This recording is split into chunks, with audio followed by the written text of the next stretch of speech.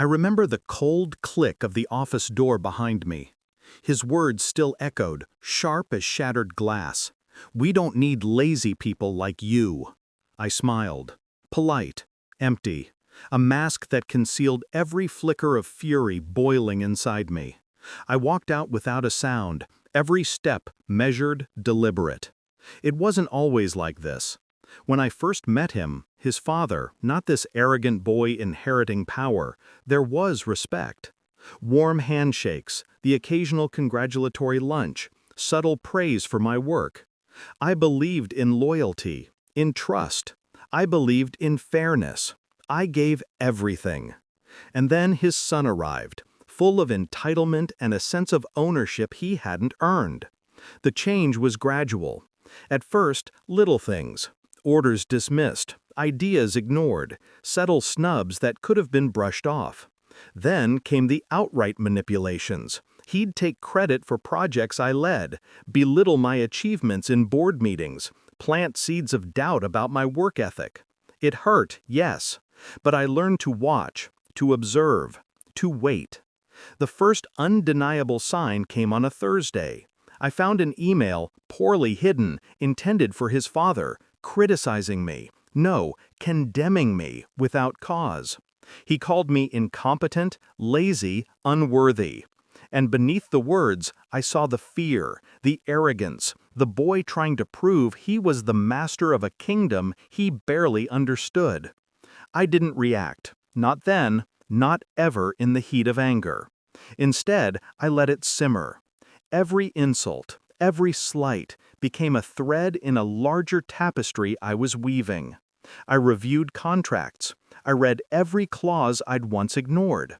I memorized corporate bylaws. I spoke to lawyers, quietly. Every move calculated, precise, designed to ensure that when the day came, it wasn't vengeance, it was justice. The plan was simple: patience, timing, leverage. I waited for his mistakes, subtle and fatal. The contracts he'd ignored, the signatures he'd carelessly forged, the financial mistakes buried under arrogance. I collected evidence like a hunter gathers prey. Every email, memo, and misstep became ammunition. Then came the day. I walked into his father's office, calm, professional, the embodiment of composure. He had a question, his brow furrowed, eyes narrowing. "Why the hell did you fire her? Haven't you read the contract?" I handed him the papers. His son had signed them, without realizing the clauses he ignored. He hadn't fired me. He had triggered an automatic clause in the employment agreement, a clause that ensured my departure would cost the company millions if mishandled. His father's eyes widened, shock, disbelief, anger, all in rapid succession. He turned the pages, muttering, scanning the signatures, realizing the gravity of the oversight. I stood quietly, polite, as if I had nothing to do with it, when in fact every move I'd made had led us here. I saw his son come running, face pale, mouth open, searching for excuses. Too late. The moment was already sealed. He realized not just that he had failed, but that his arrogance had handed me the ultimate victory. Every sneer he had thrown, every belittling word, every careless action, it all came back to him, reflected through the precise lens of my strategy. And in that room, silent except for the turning of papers, I felt something I hadn't allowed myself to feel before: liberation. Not joy, not gloating, just the still, satisfying release of power reclaimed, of injustice corrected.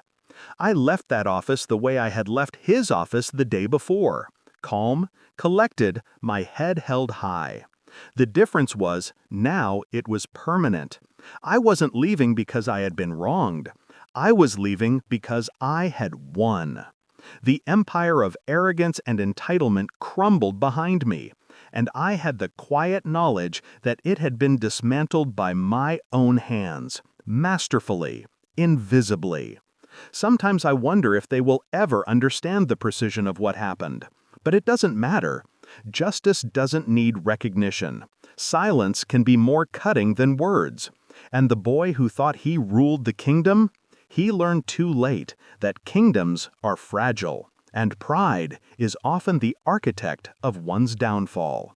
I smiled once more. This time, it wasn't polite. It was private, satisfied.